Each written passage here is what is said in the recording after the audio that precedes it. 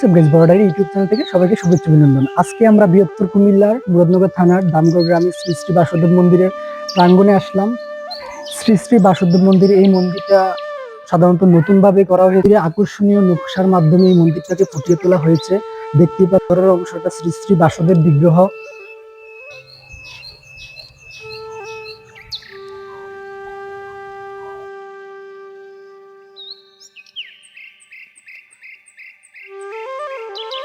শ্রী শ্রী বাসুদেব মন্দির পুনর্নির্মাণ হয়েছে 1427 বঙ্গাব্দ। এটা নতুন করে করা হয়েছে।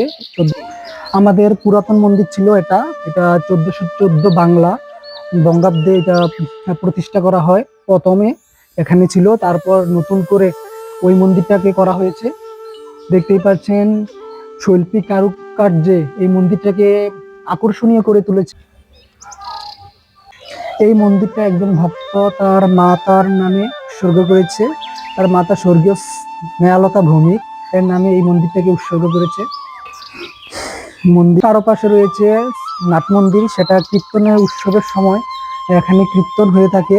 এই নাট মন্দিরটা আরেকজন ভক্ত তার মায়ের নামে উৎসর্গ করেছে।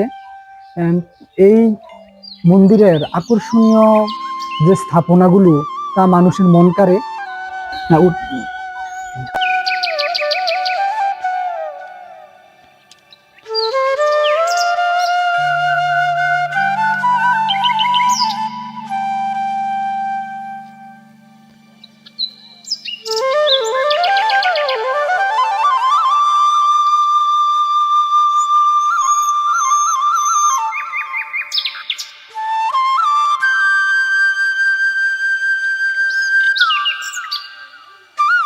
আরেকটা কথা না বললেই নয়, এই মন্দিরে আসতে হলে ঢাকা সায়দাবাদ থেকে কুমিল্লা কোম্পানিগঞ্জগামী বাসে করে পান্নারপুল নেমে পান্নারপুল থেকে বাসুদেব বাড়ি বললেই এই মন্দিরে আসা যাবে।